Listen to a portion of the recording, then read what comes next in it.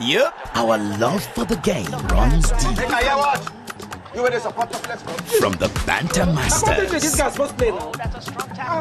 to the over-sabi coaches and to all fans who make the game unforgettable. Game on! Enjoy the rhythm of the game with Goldberg, official beer of the Super Eagles. Hello everybody, welcome along to Niger Game 1 brought to you by Goldberg. We've covered the Super Eagles for every single step of the way, and one more step to the final sees that we would potentially win that fourth Africa Cup of Nations title.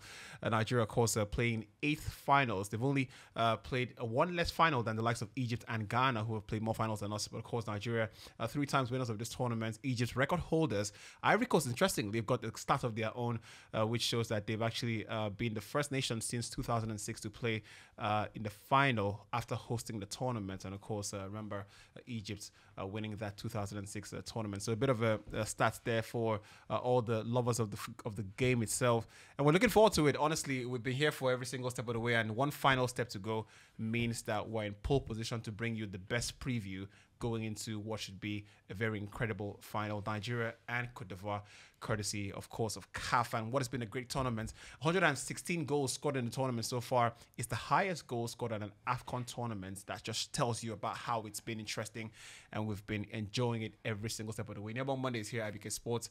There's Olakunle Rufai as well. Gentlemen, good to see you here. And look, the day before a final, I always say, you know, all cards off the table. Anyone who makes it to the final deserves to be there.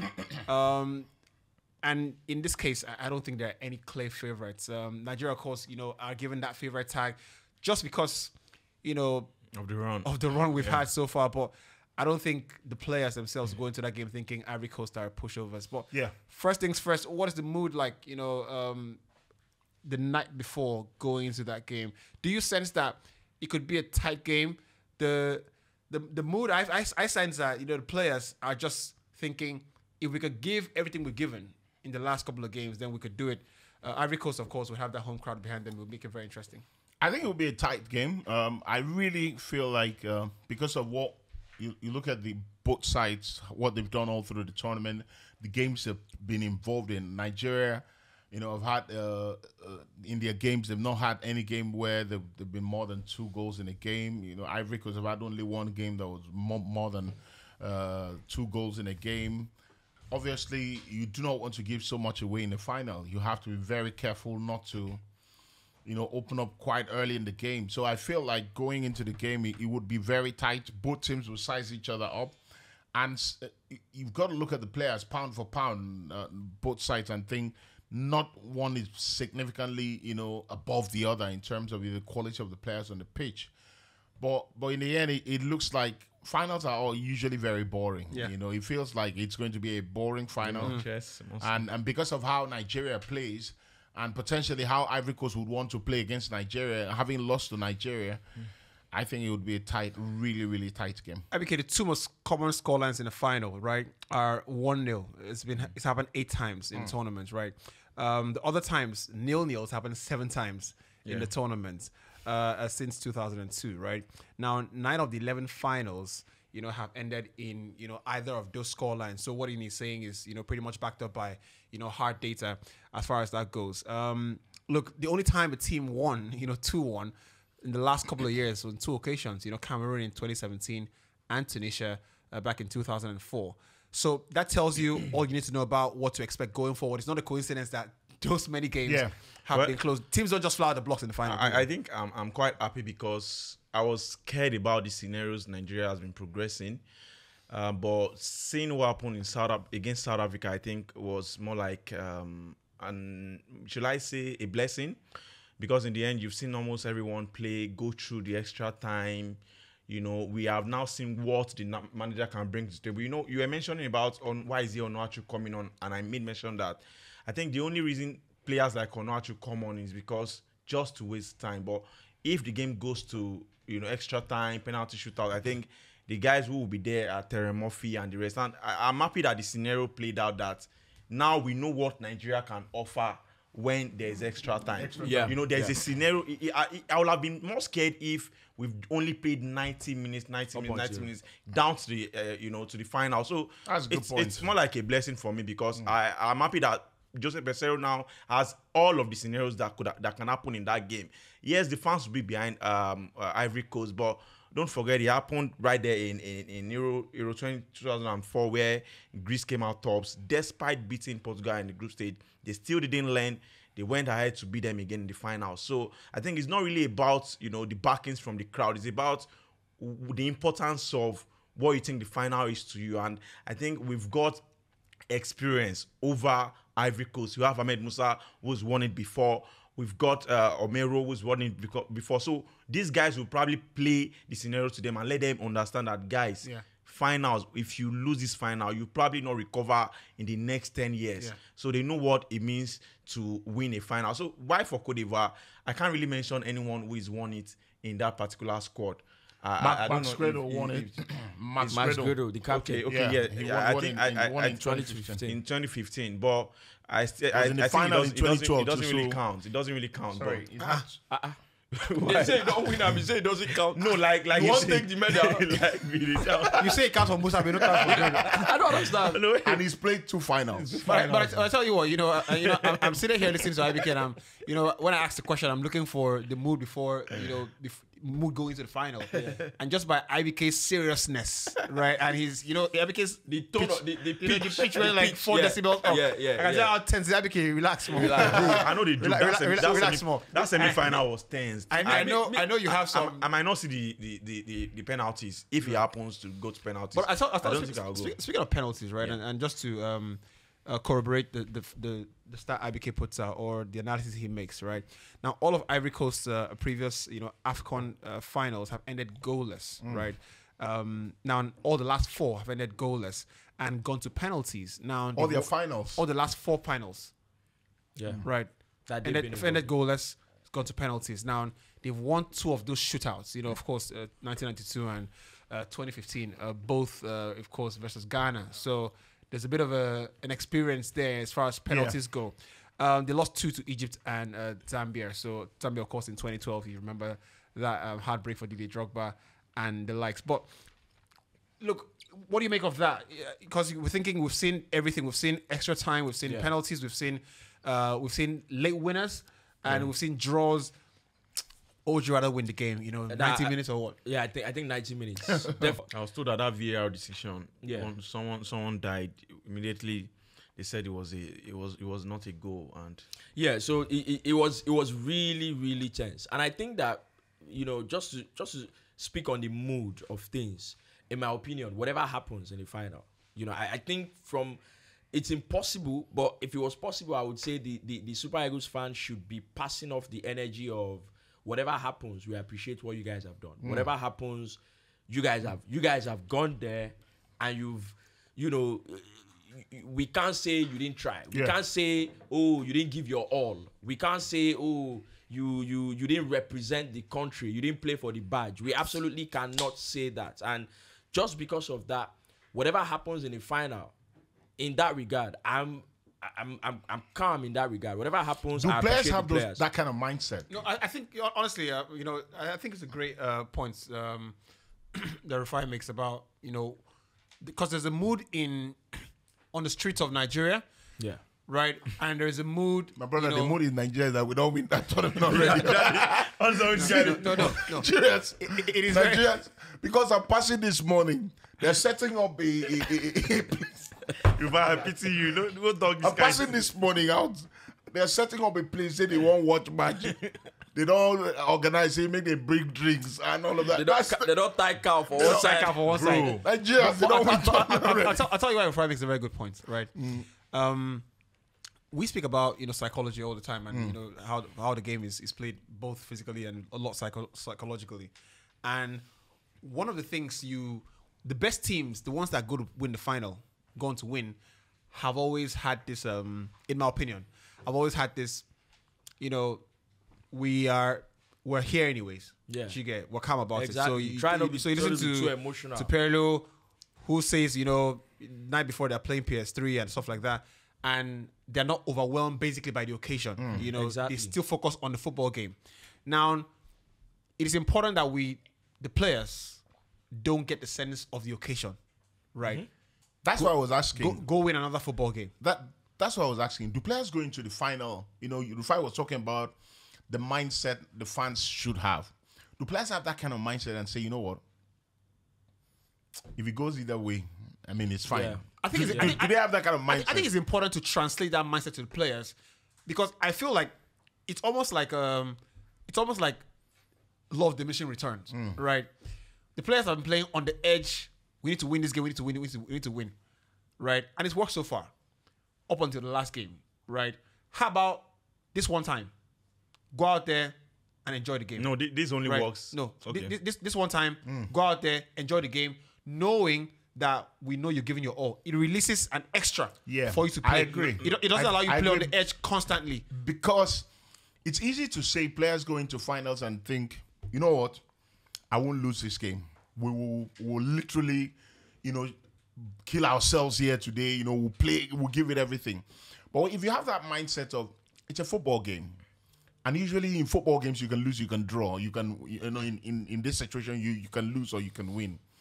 If you have that kind of mindset that it's just another football match, it's very easy to play. It is very easy to go because it's a final, and the finals usually have a mind of its own. 10 minutes into a game, you see somebody do something very rash. Because it's on the edge.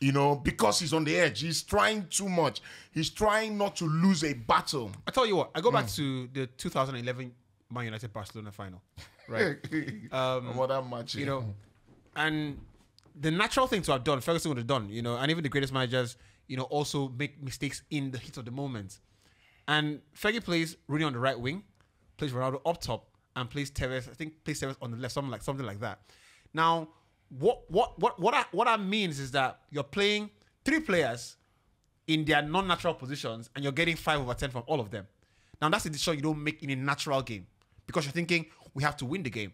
On the other hand, Barcelona come into the game doing the same exact things that they've done all season. So right? I think so. this, Hold on a second. So for me, it's important that, because Ivory Coast, also consider Ivory Coast, right? Yeah. They're coming to the game. They don't want to lose as well, right? They're also playing on the edge, right? You're playing on the edge as well. So imagine if you flip the coin and say, you know what? We're here and we're seeing from a different perspective. Our people have given us the license to be free about it, right? Of course, I could be wrong. I haven't played the game, but I just sense that it is maybe a better way to approach the final. Because I was, I left a couple of messages to a couple of people, and they responded. There's some football players, and they responded and said, "Look, from here on, everybody is like we're at the max, but we need to make one more step." Yeah. Right. okay, That one step, it could be. I don't know, man. It could be. I think this scenario only plays out when you've been to too many finals and you've probably won a lot. Let me give you an example. I remember someone was talking about Real Madrid's training, I think against Liverpool, that final, Champions League final. And the person was like, Madrid players were probably just, was he playing basketball? Or I think there was something different about the last training session. It was normal. There was nothing about going to the finals. Training. Yeah. So now this is it. Any player will look at it as we've gone this far to win it. So it's a natural instinct where when you see someone like Ian Acho, you see someone like Victor Osimhen wants to win it. It is natural for you to think that you don't have to lose this. So I'm only saying that it only happens for someone who has been there before, who understands how to win this trophy and who has won it over and over again. But for someone who is going there for the first time, you know that this tournament doesn't happen every year. You know the importance of when I said when I was talking the other time that losing trophies like AFCON, you probably suffer it for years to come. So you probably never get that chance again. So the tension will be just if I'm a coach. So they'll always just allow the guys to be tense. So it's normal. No, so there'll always be. What kind of advice is that? But they will be tense. Listen, There will always always be be tension. tension. There will always be There will tension. always be Thank tension. you, my brother. There are basics. Exactly. There are basics. There will always be tension. There will always be tension. The point that is being made is you're going to perform better when you're less tense, right? There's always tension. It is normal for every player. Of course. You're going to perform better if you just let yourself remember that in the end it's one more football game And if you do the basics, you do the right things, make the right runs, be committed, win the 50-50s. Because in an occasion like the final, you tend to overcomplicate things, right? Oh, make a simple 5-yard pass, right? Stay on your feet, don't make a tackle. Oh, I don't want to lose it, I'm going to launch and make a tackle. Yeah, sure. That tension cannot be your driving factor, Fact. right? It is the manager's you job. Tend to, and that's why I said. How do you take away the tension? So you No, see, there, you can there take can away be the tension tension because of what Uyubi said. Ini. You know, the mindset. There can be tension. Yeah. There can be It's tension. normal. There will be tension. Yeah. What you don't want to have. See, Pello mentioned, oh, with your plane, it wasn't that he didn't have Of course. tension. Obviously, to different degrees, to different levels. Yeah. But also because you have done it multiple times, the tension is there, but it doesn't stop your Yeah, performance. yeah, Can I tell you a quote? By Can the I way. tell you but- one quote at the head before you By the way, continue? Italy had Pirlo. Them had never played the World Cup final Yeah, of before. course. Yeah. Right. So it was a I re- choice yeah. to become personified in that final. So what you don't, you wanted to say. So there's I heard a quote. quote that I cannot never forget. They said confidence is not a lack of nerves. It's not Yeah. the absence of nerves. Yeah. Confidence is a refusal to show nerves. To show nerves. So the what absence you of, don't the want absence of to evidence, happen, not the evidence of absence. No, please don't go there, please. what you don't want to happen is to allow yourself get emotional due to the tension. So you see, you might be tense, but the tense, because you are tense, you don't want to make mistakes. You are scared of what might happen if you make mistakes. You are becoming emotional. So that informs the decision that you begin to make. Oh, this guy want to take And this every ball. time you're He scared must of not take making him. He must not take him. Every time you're Go scared in of with- making mistakes, Yeah. you You make actually a end bigger up one. making mistakes. You make a bigger one. So there will be tension. What you want to do is go in and do the simple, basic things and make sure you get them right. Hold your man. Make a simple straight line pass. Make a simple true pass. Just do those simple, basic things. Yeah. 20 minutes into the game, you are flowing. Yeah. You don't want to go into the game and because you are scared, oh, it's a final. I don't want to make mistakes. There's tension, but just do the simple things. Yeah. I've heard a manager say, when you play in a cup competition, you want the players to play a cup competition like they're playing a league game. When they're playing a league game, you want them to play a league game like they're playing a cup game. You know, so that mindset of, when you play a league game, it's just another game. You're fighting for 3 points. Just do the simple things. Do what you've done over the season, you know. But when you play cup game, it feels like it's one match, you know. I have to give everything here. That's why the mindset is go into the final like you're playing a league game so that you can play your normal game. When you play final with that mindset, that's why they say don't play the occasion, you know. Play the game. It's a comp game. Oh, I've got to give everything. I've got to do this. That's where the tension comes. And that's why I said you can prepare all you want. You can put out tactics, get the players to assimilate what you want to do. Somebody gets on the pitch and is very nervous. 10 minutes into the game, he flies into a tackle, he gets sent off, and you're in all sorts of trouble. So we used to have one senior bros that time. His name was tallest. It's Sonny, but he was really tall. I kid you not, it was like Peter Crouch. You don't tell us before, So he would tell us because he had a team, and sometimes I had a different team, but sometimes we go, we train because we know each other for area.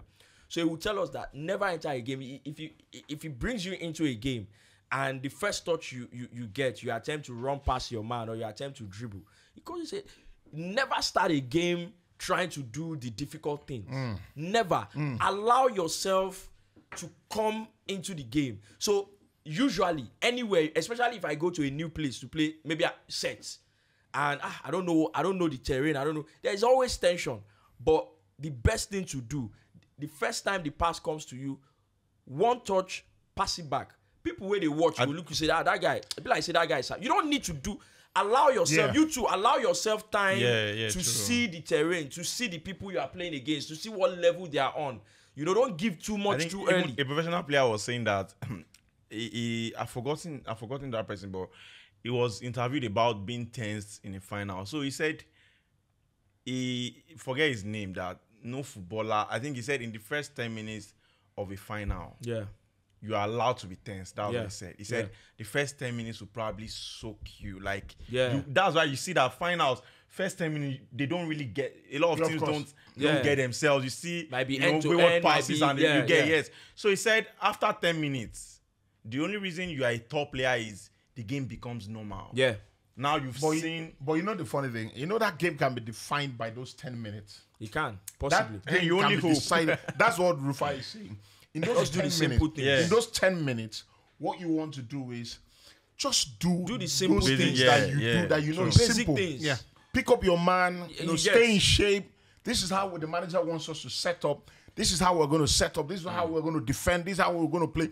In possession, it's not a time to do fancy flakes. It's not a time to those 10 minutes. Right. It's not a time to try to be too clever on the ball. Obviously, if there's an opportunity to play pass forward to score, you can do that. But just try to be simple. Move the ball around. If possible, if you're a possession team, make sure everybody gets a feel of the ball.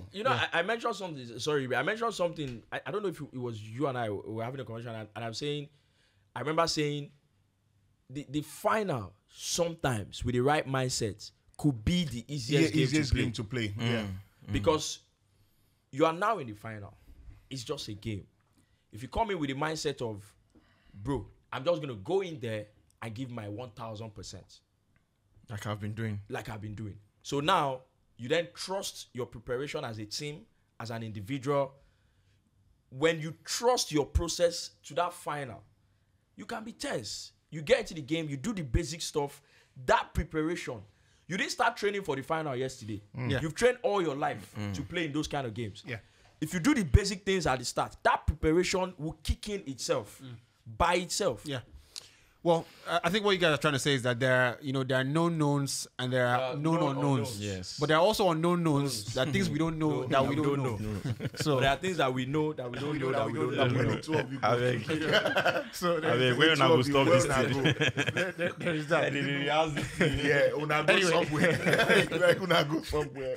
Anyway, speaking of mood, You be on fire. just a crossover to some of the people who make the podcast what it is and some of the people who actually leave all the comments you read and whatnot. Ayola, thanks for joining us. And look, we've been here for every single step of the way, but this final step before the final is always unpredictable. You never know what's going to happen. Like the shades, by the way. But talk to me about what's the mood? What do you feel going to the final? Do you sense that you could take any result? The boys have given everything. And from a position where we had too many injuries in the team before the tournament started to a point where we're in the final, if the boys came out right without winning the tournament, would that rub you differently? Would you look at the team differently, or must they win the final for you? For me, they always say you don't remember the losers of the final. You remember who wins it. So I don't think we should be part of the story of 2024 AFCON. I think we should be winning it. The boys have delivered great performances. They started shaky, then they gave us great balance all through the competition, and now they're in the final. I think they deserve to win it, to crown all their efforts. Definitely, they should be winning the final.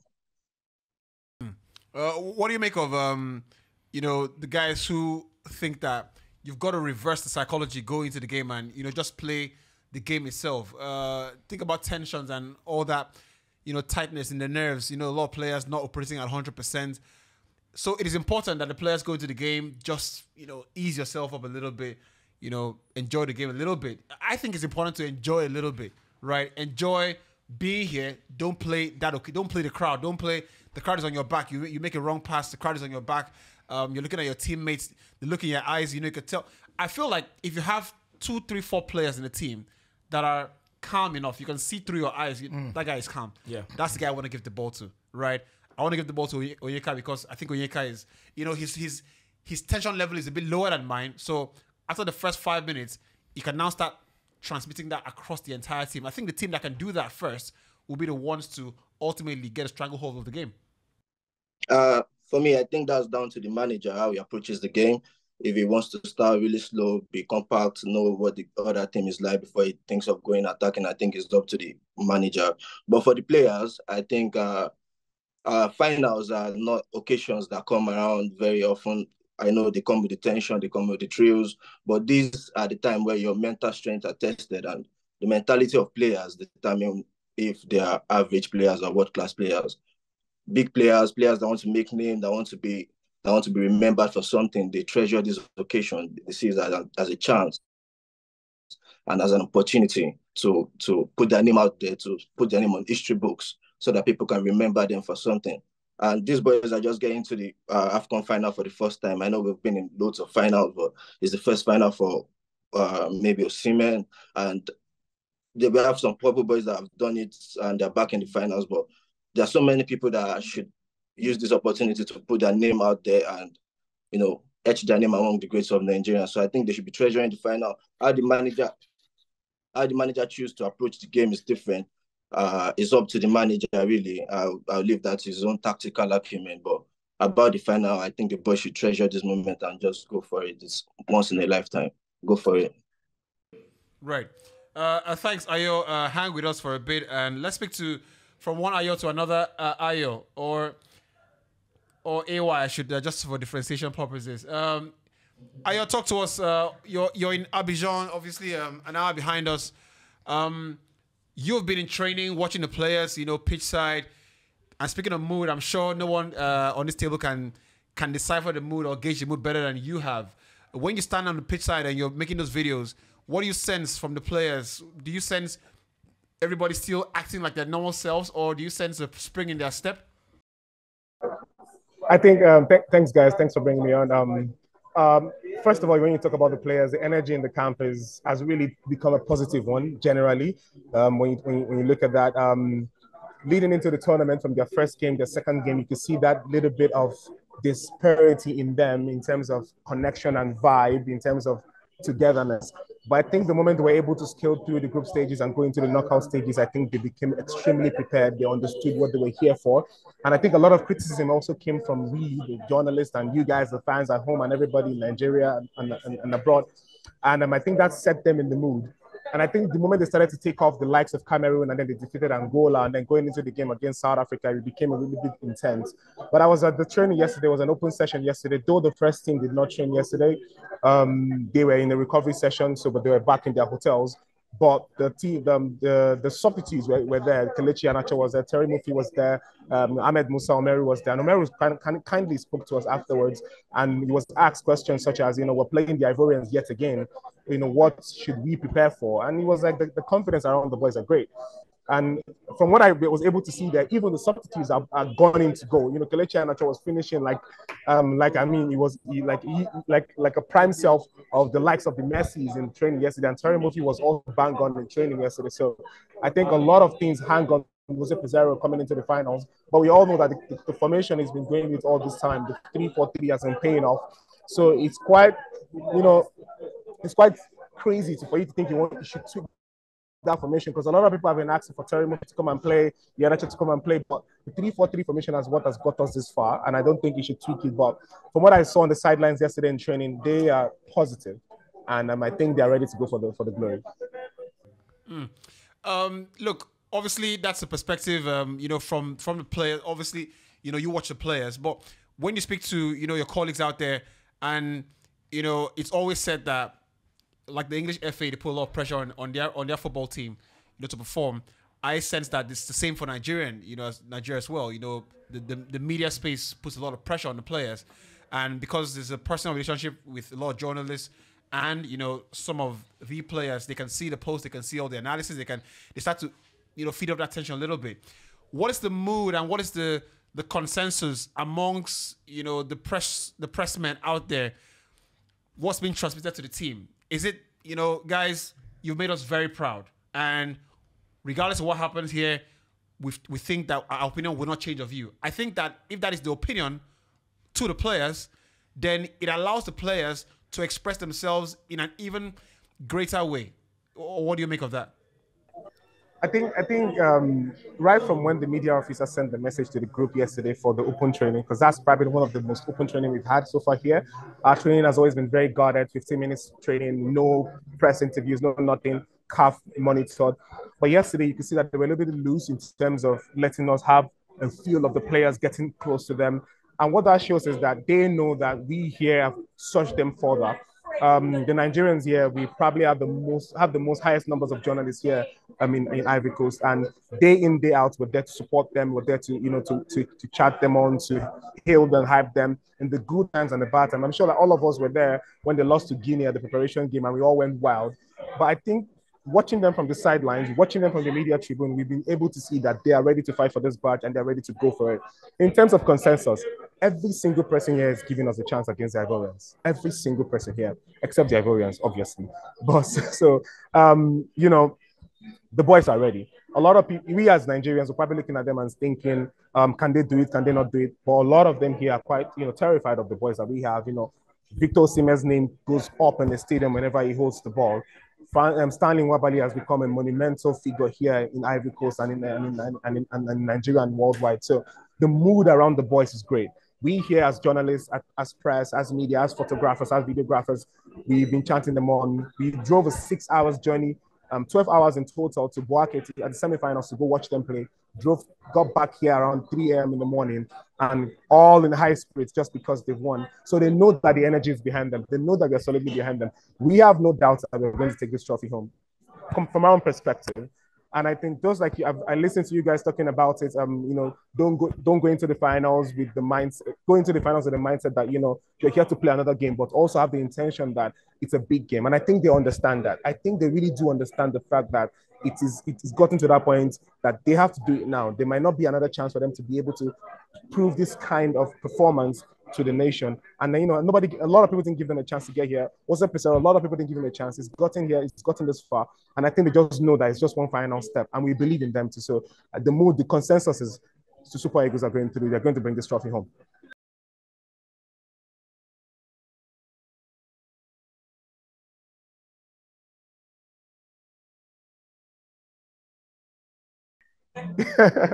I've been in Cote d'Ivoire since I think January 13th. I came here 2 days after the opening ceremony. I missed the opening ceremony. I had an event to cover in Abuja. So I got here, got settled, got my accreditation done. We got a media parlor interviews with the boys. I also got a media parlor interview with with your guy, Frank Onyeka, such a lovely person too, and a lively mood around the camp. And then we've been here trying to search our way through Google Translate for don't tire for our hand. We don't translate tire with French and English and French. So it's crazy here. I came in here to change, I brought, I think, a millionaire here to change into money to use. And I got like 423K. My head one blew. I know, man. Yeah, I was trying to make sure that we don't go there. But just before I let you go, maybe the guys have questions to ask you as well. But who's the most lively player in camp in training, or who do you sense is the most? Because I sense that I see Ahmed Musa. He looks like the guy who's just he's there on a not a holiday, but he's like I'm here to chaperone you guys and put you guys in the right direction. Is he the most lively player, or do you have a different player pick? I think Ahmed Musa is here. He knows he might not get minutes. He knows that he's just here as a moral support, as an older brother in the camp, and he's trying to cheer them on every single time in training. But the person who has been the most lively in training, he just has to be senior man Kels, Kelechi Iheanacho. He's always lively in training, always trying to tease the guys. Iman Ola, he looks like a clown. He's a clown on the field, on the training ground, but he's an instrumental figure on the pitch of play. So, between both of them, but I would always give it to Kelechi Iheanacho. Every time we see him in training, he's always in a very good mood. He dribbled Ojo yesterday, and he was telling him that see as he sit down for ground, So, he's such a big character in the camp, and to see him scoring the winning penalty to send it to the final was a big deal for him. But for me, in the training, he lightens up the mood. So Kelechi Iheanacho for me at the end of the day. Comes off the bench and scores the winner. What a story that would be. Any questions for Ayo before we leave it? Yeah, I also know you did. We missed Zaidu Sanusi against South Africa. A lot of people might say a friend here is saying that it doesn't miss him, but I think in the end, I think we miss him. Who is your friend? So is he training now? Does it feel better? Because I'm sure Pesero doesn't want to change what the setup looks like in going to the final. Does it look like he's going to start against Ivory Coast? If Zaidu Sanusi is fit, he's going to start. Undoubtedly. Pesero somehow has confidence in him. Going forward, he might not be the best man going forward, but defensively, he's proven himself to be grounded. So even watching them in the stadium with Bright Osai, he was incomparable. It was more of the devil is better than the angel you just met. So if Zaidu Sanusi is fit, he's going to play. But we did see him yesterday doing a personal training. So what I'm going to say is, from my own point of view, if he's fit, he's going to play. That's all I can say. Yeah, Ayo, how are you doing? Let's talk about Victor Osimhen. Yeah, let's talk about Victor Osimhen, because it it was panic stations inside the opening 10 minutes against South Africa. You know, when he went down and he was clutching his abdomen, and we were quite worried, and somehow he found a way to stay in the game for that long. And what is he like in training? You know, is there some extra medical attention being given to him, or he's training very well now? You know, Victor is a gem here. You would think that in Nigeria we love him. Just watch him step out into the streets of Ivory Coast, or step out of his hotel room, or just come into the training ground. Everybody just goes bonkers on him. So, and when the news also broke that you might not be able to make South African game, everybody was quite displeased. But then we got the news was going to come back in the game. We all know Victor. You know, there's a general term. I don't know how true that is. That he ran on the streets of Lagos and sold water and sold gala. So his energy is there. Victor Osimhen, I don't think anything can put that man down. He runs ragged. He puts himself in situation. I had a couple of my friends asking me here, you know, why are they always chanting his name when every other person is playing football? And I'm like, watch the game and see every single attempt, every single tackle, every single challenge that you don't expect people to jump into. Victor Osimhen puts himself in there, and that's why everybody chances him in the stadium, despite the fact he's had 3 goals cancelled per VAR in this tournament so far. But he's been an instrumental player. In training, he's a lively person. In terms of personal treatment, whenever there's notice that he's got a knock in the previous game, you'd see that in the following training, he might not start the training with them, but he will finish with them. The intensity of what he needs to do is a bit reduced in terms of let him get his time, let him get his momentum, because he's playing a 3-4-3 formation. He's an isolated forward. He runs most of the time. So we kind of like, I won't say professional treatment, but I think everybody in the team understands his value. Everybody in the team understands his contribution to the game and how he puts fear in the mind of defenders. So I think that alone is enough for us going into the finals. So for him in the training ground, I think it's good. Some people are also telling me, I posted a video that, they saw Victor limping. I'm like, he's fine. That guy will play that final like as if it's the last game of his life. So I have no fear. I have no fear or doubt in him. Ayo, look, incredible reportage. Thank you so much. Indeed. Great work out there, and you've been a real gem as well. So we'll see you very soon, yeah? Enjoy the final and make it safe back to Nigeria. All right. Thank you, guys. Thank you, guys. Have a nice one. It's actually great reportage there. So, of course, I mean, we're pretty much just trying to gauge the mood right here in the studio. We've linked to Côte d'Ivoire as well. Hopefully, we can show you some of the streets of Côte d'Ivoire. And he did make a good point as well that, Victor is actually very loved in Côte d'Ivoire. I think a lot of that is down to the camaraderie with Didier Drogba. Yeah. And, I was just telling Rufai, I think the game against Cameroon, where he played against, I don't know what the name of the Cameroon defender was. Big shout out to him, by the way, because I thought he gave Victor a real game. The only time Victor had the better of him was when he robbed him of possession and we scored that first. I thought he played really well.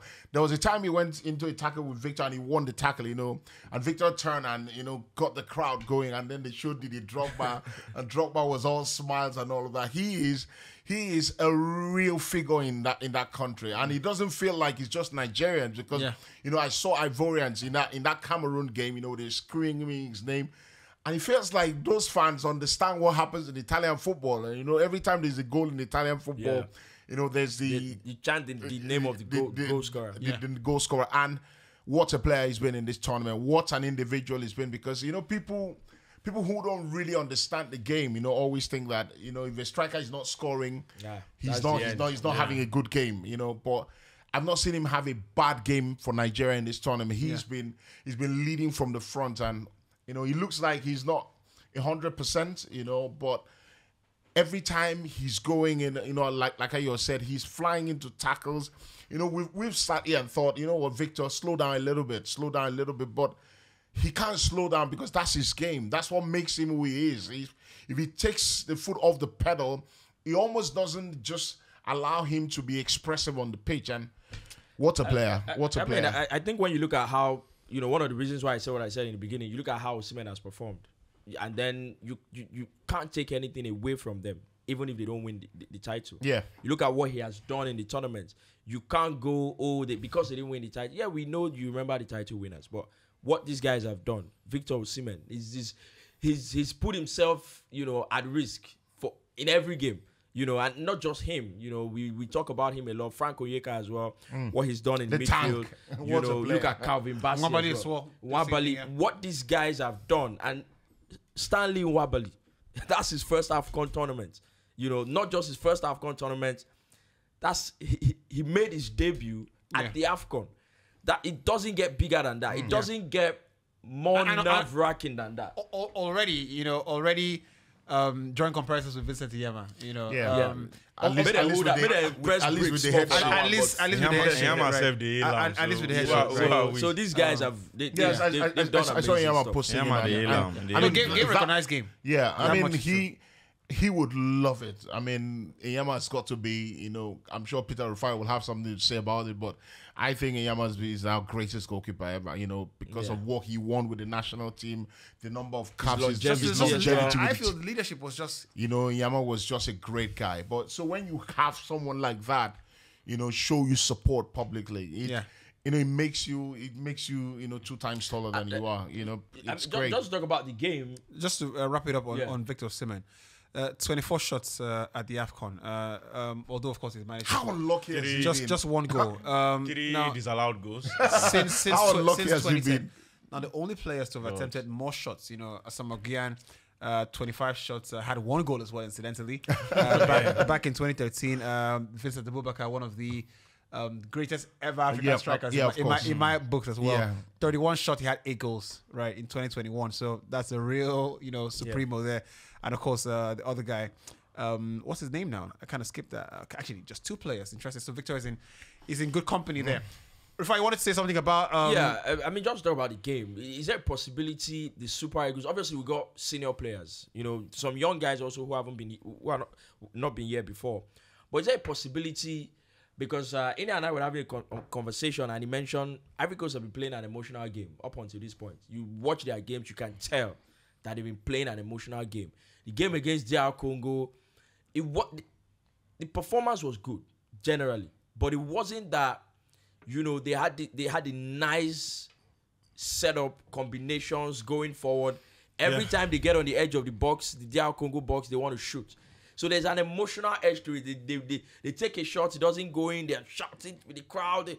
That's what they've been doing. Is there a chance we get an advantage with that? Obviously, they're going to come into the final with the same energy. We've got our fans behind us, want to go into every tackle. We have to win it. If we can keep our heads, is there a chance we get an advantage over them, in that regard? Over the host nation, I think it's quite difficult. The only advantage you can get over them is to play good football, is to play the way we've been playing. And I think you've been talking about emotions. I think the emotions is off now. I think the fans are the only ones who are quite emotional because in the end, you hardly get second chance in tournaments. And I feel what Cote d'Ivoire has been doing is we have a second chance and we have to go for it. That's why I'm so scared for the final because it's now looking as if we have nothing to lose. Getting into the finals we are not supposed to be here. That's what it's looking at. They always say more like a wounded lion, gets more difficult to beat. So in the end, I think my worry is the fact that Ivory Coast, they were never the favorite to win this tournament. They came in with a bit of luck, and I've seen tournaments over and over again that this same scenario plays out, and this same thing. The teams go on to win it. Yeah. So remember the one that happened with Portugal in 2016. They probably were on their way out, but it happened that they made it as the best, I think best loser with just 3 points. They didn't even win any game prior to the final. I think it was only semi-final they tried to win. So in the end, you are playing against a team that in their head they were out already. So right. It's a very difficult game. I tell you a start we should be quite careful of. Ivory Coast. Now they in their last 17 games they've won 17 of the last 18 matches. They've scored the first goal. In the AFCON. We've got, look, obviously stats go out the window when the game starts, but it is important to realize patterns and make sure that we don't. Have we gone behind in the game since tournament started? No, only first game. I think it lasted for 5 minutes thereabout. And we've only considered one goal from open play. One goal from open play. One goal from the penalty spot. And I think our defensive stability, and what I'm a bit worried about is the first time we played Ivory Coast, we had Crasso up front, and exactly he wasn't a handful. We played a different Ivory Coast side to the side that we're playing on Sunday, and it's the same set of players, but there's a difference, and that's Sebastian Haller. And I think he's going to work out defenders. You know, he's going to work out defenders. And because Ivory Coast were not playing long in their first games, you know, when he started playing, they started playing long because it's a big, strong unit. You know, he can bring those balls down, and his ability to bring the other players together. He's a really good guy with the ball at his feet. He doesn't get so much credit for that. And I feel like it's going to be a more difficult game for our defenders. Yeah. That's why people like Trustekong, people like Semi Ajayi, people like Calvin Bassey need to be at 120% because he's a real handful. You know, with him there will be more crosses. With him, the fullbacks are not trying to the wingers will not try to be too skillful, and they've got Simon Adingra who's got a really nice feet. Good tournament. So it's going to be a different game, and the Nigerians need to realize it's going to be a tougher game than we played in the first game, because in the first game we went into the game under pressure. We needed to win. We had drawn our first game. They went into the game with, you know, you could say with a bit of overconfidence. They'd beaten Guinea-Bissau. We went into the game as an underdog. Yeah, we went into the game as an underdog because we had drawn our first game. They had won their first game. So it was a bit of a shocker. It was a bit of a surprise that we beat them and we kept a clean sheet. This is a different game because we're the ones looking like we're favorites going into the final. They have the pressure of the home crowd, in the emotions with the home crowd. You know, I saw Frank Kessie, you know, winning a corner, punching the air. The crowd are just massively behind them. Yeah. But what we need to do, like Rufai said, is we need to keep our heads. You know, you do not want players. You know, Moses Simon, keep the ball simple. Hold it past. Frank Onyeka, simple. Move the ball. Just try to do the simple things. Because we have someone who's not going to simplify it, and that's Osimhen. Yeah. Get the ball to him. You know, make it quicker. Because I don't think there's any defender in the African continent who will enjoy playing against Osimhen. I don't think there's any defender in world football who will enjoy playing against Osimhen. I think one thing we can be sure is that, you know, if we're trying to maybe synthesize, the word I'm looking for is simulate, you know, how each player is going to play. The one thing player we can be sure how he's going to play Osimhen. Yeah, because I do the same exact thing. When I see Osimhen, I remember Emmanuel Adebayo. You know, Terry was talking about him all those years ago. He said, Adebayo does not disturb you. He annoys you. You know, that's how what Osimhen does. He's annoying. He's not Gabriel Jesus. He doesn't do fancy. He's just annoying. He runs across you. You know, the ball comes, he's in your face. He doesn't want you to rest. That's what he does. And I think what I love about him the most, and I think when you hear, you know, Ayo speak to us about, you know, how the fans have taken to him as well, is that there are very few sportsman-like players with a sportsman's behavior. Yeah. When you tackle him, he gets as good as he gives. So when he tackles you or when he roughs you up, he puts you into under pressure. When you put him under pressure as well, he recognizes the game. Yeah, I've not seen him, you know, get into a confrontation with anybody. Every time there's high fives, you know, he's helping a player up. He's just doing his job. Standing on business. You know, he's just standing on business. It's not personal. It's just what it is. Like, because, you know, we've seen players get silly yellow cards. You get a foul. You're a victim of a foul because you're reacting unnecessarily. You get a silly yellow card. You know, you don't know what's going to happen in the game.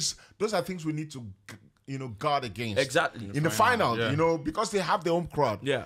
I will not just let me digress a bit. I will not forgive Xhaka. Xhaka was a brilliant player for Arsenal, by the way.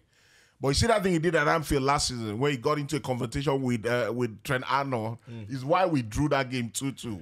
I don't know if that's why. No, but he's why. He's why, because he's that freaky from there. They kick ball, go forward, they score 2-1. I think Keita is why I will not forgive. So what you do not want is get the crowd going. Don't get into confrontations with their players. Just focus on the game. Play the game, because whether you like it or not, when the crowd gets going, even the best of players buckle under pressure. So just stand on your business. Simple. Just play your game. Don't get into unnecessary personal battles. You know, focus on the game. No good I like it. I like the video where, you know, Stanley Nwabali is berating Alex Iwobi. Like, I loved it. Stand on business. Don't let people moving past you. I stood up and I screamed my lungs out. I said, I love that. I love it. I love when a goalkeeper, you know, because in Nigeria, you know, we do the rate seniority. You know, seniority is a very big thing for us. You know, I don't hold past you, or I've been around the block. I get money past you. All those things we don't take it lightly in Nigeria. To see a player who has not played up to 10 games for Nigeria go after a player who has played more than 30 games for Nigeria, that tells you where the team is at. It tells you where the team is, the mindset of the team. Because Alex Iwobi didn't take it personally, I know one did. Of course. Nobody takes it personally. It's just like it's a game, And we already did it now. on the flip side, on the flip side, right? In the same, not in the same breath, but on the flip side, it's also about timing, knowing when to do it. Yeah. Because the game starts against who does it start? Cameroon. Yeah. And I think Zaidu makes a mistake, right, where they almost score a goal, and he's like, "It's fine, keep playing." So he doesn't berate. I like when he does That this. kind You know when Cote d'Ivoire Yeah. lost 4-0 to Equatorial Guinea? Something happened in the opening when they went for the water break, the first water break.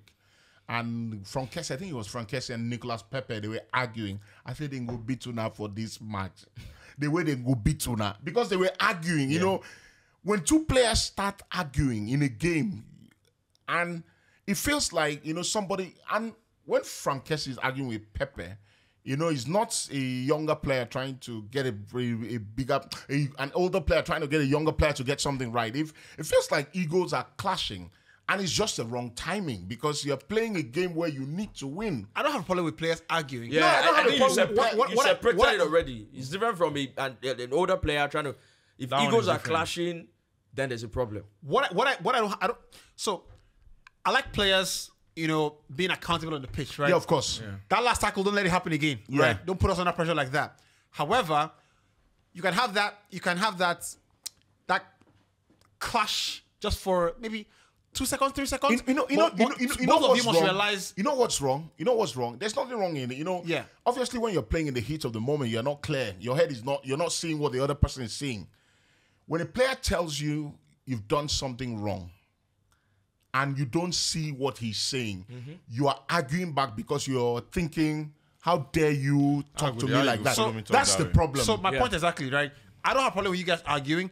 Just realize that both of you are on the same team, and you cannot degenerate into something else. Yeah, that's that one my- degenerated. They Yeah. collect for you. So there was a game I was watching, and I think my coach was one of our strikers missed a sitter. So I was like, "Coach, para for this guy. What did happen?" Coach can't tell me, say, "Well, now why you be team manager? No worry." So the coach he put you for your place. The coach was like, there are some obvious things that it's a mental stuff. You just need to, psych up the player. Yeah, of course. He said when he expects you not to talk, that's when you now find out that guy. That coach is a smart guy. It's like the Osimhen That's miss. the way Yeah, you do. that get. Do you think Osimhen doesn't want to score a goal? That coach is Say smart guy. Footballers is very That's funny. They say Say- footballers, they did very annoying. Say the chance where they miss will be sitter. We go there, especially bench go the para. Say waiting they happen.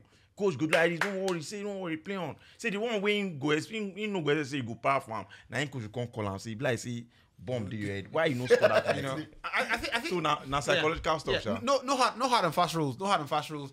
Just understand your team, understand personalities, and who to work with. Let's just wrap it up. Let's leave it here. Tactically, let's just decide.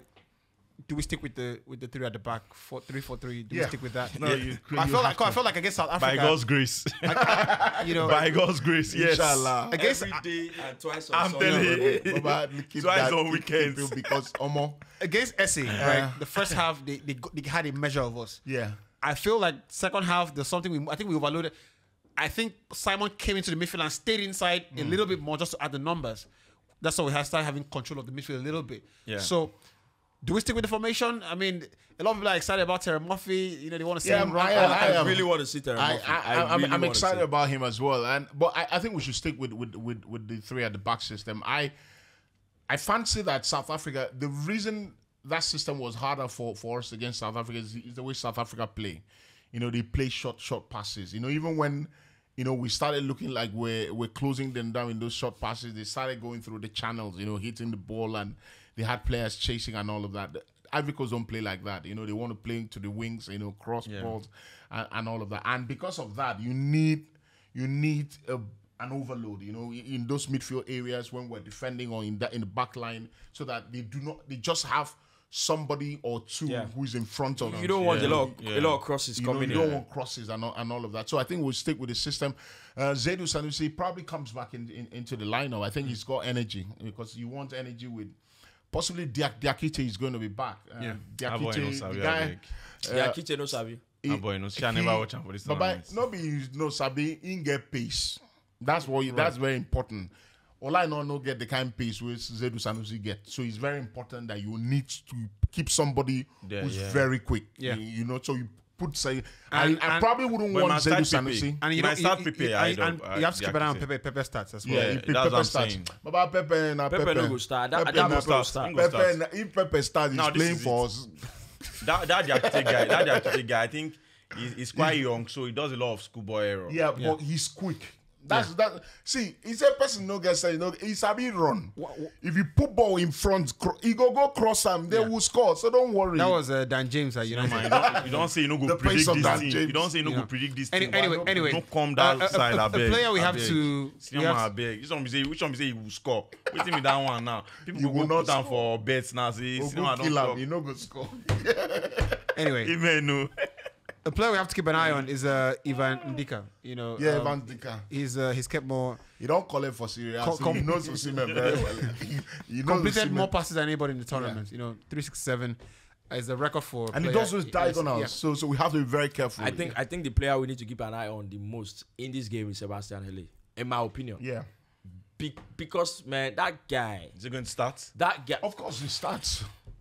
The guy turns. If he doesn't start. I'm telling you, the guy turns half chances into. Yeah. He does it differently, but he gives them exactly what Osimhen gives us, but in a different way. Yeah. Half chances he can turn Was that into goal something. not a mistake? He didn't mean the goal, but that's what I mean by half chances, right? He can turn. He could have scored 3 goals against DRC. Yeah. He could have scored 3. There's a header that I'm sure Drogba had a word with him at the end of the game.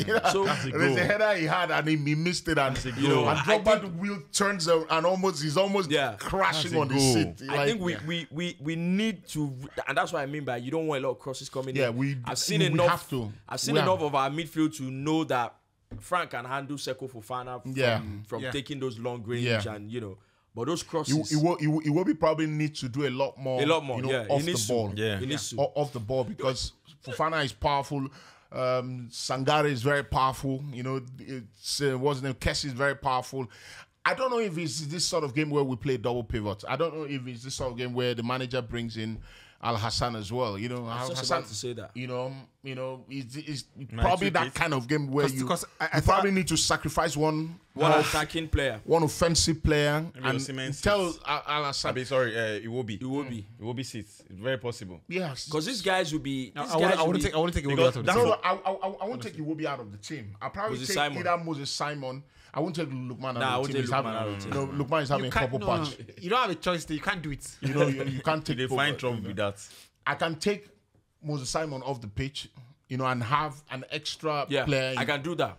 You have to be sensible. You don't, because something worked in other matches does not mean it will work in the next match. What I think can happen is when you look at the combination plays between Aino and Osimhen.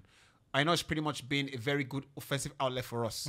Now, what you can do is you can take out Moses Simon from the team and play Yusuf, and that allows a bit more license to go forward. To go forward. So what you lose in Moses Simon, you're releasing, because you basically have two very, very defensive minded, central midfielders in just front. Tell us, when you there, I beg, no tackle. I don't wear red boots. I beg. Why do players wear colored boots? Like in those days, there's nothing wrong with it. There's nothing wrong with it. But in those days, when you see colored boots that year, that's a star player. This guy, I don't know ball, Jerry. Now he be star player. Yeah. What is Alassane wearing red boots for? He's having play ball now because he make one mistake now. No, and I think Alassane is very. I think Alassane. I don't think we give him enough credit for how good he is on the ball as well. Well, how many times have you seen him? You might not have seen it. In the game, was it Cameroon? Yeah. He was brought on against Cameroon. Yeah, I think it did well when he came off. He literally created. There was a goal we were supposed to score. Yeah. Can't remember the but sequence. I know you work with that. Just do your work. I know. I'm just saying if you bring him on, make sure you did there. Just did there. Leave. Pesero set formation. Last. Pesero set formation. You say they're excited to go do Xavi Abi. Last. Don't worry. Last. When you defend finish, you collect the ball. Don't you play, you go play forward. Yeah. Yeah. So I mean, we've done a bit of tactics here. We've looked at the statistics. And what I love about the people, the viewers, the people that watch the podcast is, you know, they would leave a comments, you know, as they hot immediately. So thanks for that, and let us know how you want to approach the game. You know, what players would you rather have in the starting 11? You know, pause the video. It's a long video. Pause it. Leave the comments right now. And then we've done tactics. We've done, you know, what the mood is like in the camp, what the mood is like here on the streets of Nigeria.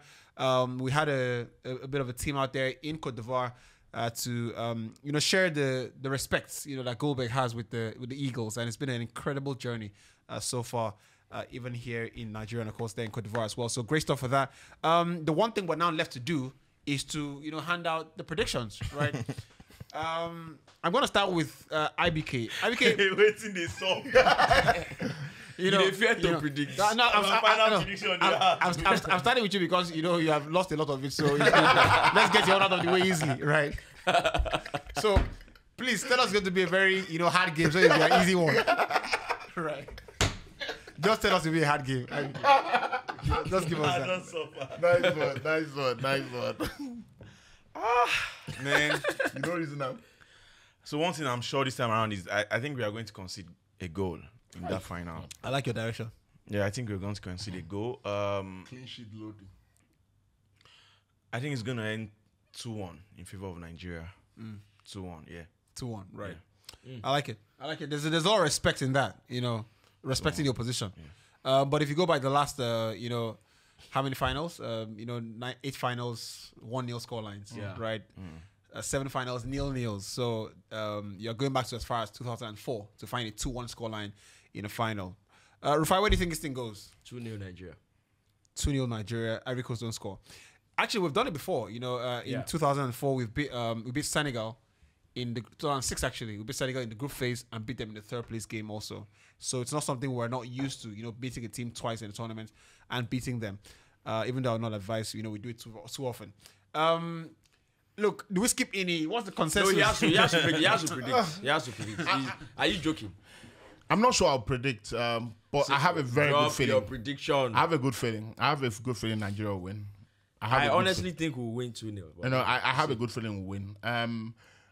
You know, because for what we've gone through, you know, building up into this tournament, missing the World Cup, it's been 2 years brewing. It feels like there's a real determination to win this tournament from the players. You know, when you see them play, the way they play for each other, they're fighting for each other. Some people have not kicked the ball in this tournament. But when we score a goal, you know, everybody's willing to the corner. There's a clip of our Zim going on after that South Africa game. He's like, God, I beg. God, I beg. You know, so that's one thing. I'm not sure where this game goes. You know, it's you can say, oh, it's very tight, and it goes and ends 3-3. You know, it can be 3-2. It can be. But I have a good feeling we'll win. I have a really good feeling. I'm nervous, but I have a good feeling we'll win. Baba, drop 90 prediction. minutes. I like it. Baba, 90 drop minutes or extra prediction. time. Please, Drop let me prediction. Baba, No, disturb me. Baba, drop prediction. Nigeria will No, win. man, I won't. Drop I it. dey Drop open- it. I dey open bet up like this. You know, man. I swear to God. I swear. I know Your fans, they wait on Senior TikTok. man, I don't. I dey sit. Let beside senior you man and I dey mess up. IBK, allow Let's me. senior man. Bros, Yeah. think now. Talk on. Nigeria will win in 90 minutes. 90 minutes. I like it. That's good enough for me. Yeah, Right. Nigeria will win in 90 minutes. That's good enough for me. Nigeria Game On fans, right? Look, we've had an amazing time with you guys, and I don't even want to tell you guys how incredible this campaign has been. Courtesy of Goldberg, we've enjoyed every single bit of it. All the kind of beers here in Yoba Monday with a very incredible tournament. His personal form has been great. You know, 10 over 10 from predictions. Long range efforts. IBK Sports as well with the Snapchat videos and all that stuff. Giving us the vibes. I know you want to see my own language. My how to know enter. If like that, South Africa, you won't give us out to that match. You know, Olakone Rufai as well. You know, he's brought the violence in a good way, right? I was reading the comments and 1.5 prediction. 1.5. 1.5, got him 1.5. What about Nee, who started off with the Man, that was a line. you know elephants, you know. that was a line. So we're gonna roll that back and say, you know, ask the question one more time. You know, yeah. Shey elephant, say you go pick elephant again. Like, you know, is it gonna happen again? Elephant go it's pick. true. No. What did he say? Eagle, he So said- if elephant no stand well, Stand well. Eagle go pick Eagle am. go pick am. Right. Eagle go pick am again. And he go pick am again. Inshallah, right? inshallah. Inshallah, right? So shout out to everybody who's been here, and we've totally enjoyed it. So let us know in the comment section, right? Shey Eagle go pick elephant again, because Nee told us that if elephant no stand well, Eagle pick him, right? For the second time in a row. I want to thank you very much indeed. Let us know your predictions in the comment section. Leave the predictions now, because it's important that we do some nice giveaways at the end of it. You want to say something? To the final show, let's. I think we should. No, we have one more. Like before the by the time you're I'm coming next. Cheers to Nigeria. It's time I'm coming next. We'll have a winner of the AFCON. So cheers to Nigeria. The journey has been incredible one. Yeah. Cheers to what has been a great tournament. The tension, you want keep break. I think it's just on the edge. Like you want break. I get on the edge. Let me see that. When IBK start to the opening speech, IBK he be like say say okay. But tension. It's been so good. It's been so good. We'll see you very soon. Enjoy it, and we're back for one last hurrah. We'll bring a player of the tournament to you and all the incredible stuff happening here in the studio. We appreciate all your love, all your energy. Get on the audio platforms, Spotify, Google, Apple podcasts. We're all there. Get on YouTube as well. Like the videos when you watch them. Leave a comment. When you feel like leaving a comment, don't wait till the video ends. Get on TikTok as well. Follow the page, the Hindsight Podcast, and use the hashtag NigerGameOn for all the engagements. We'll see you very soon. Bye-bye. All right, guys. It's been good. Senior man, don't drop prediction. Baba, make me 19 go. minutes straight. Thank you, Jesus. Thank you. You see there? Okay. Come on. The way I go shout, we leave Nigeria.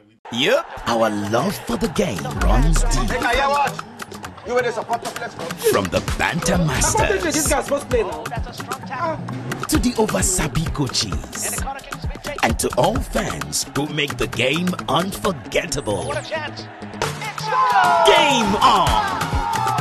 Enjoy the rhythm of the game with Goldberg, official beer of the Super Eagles.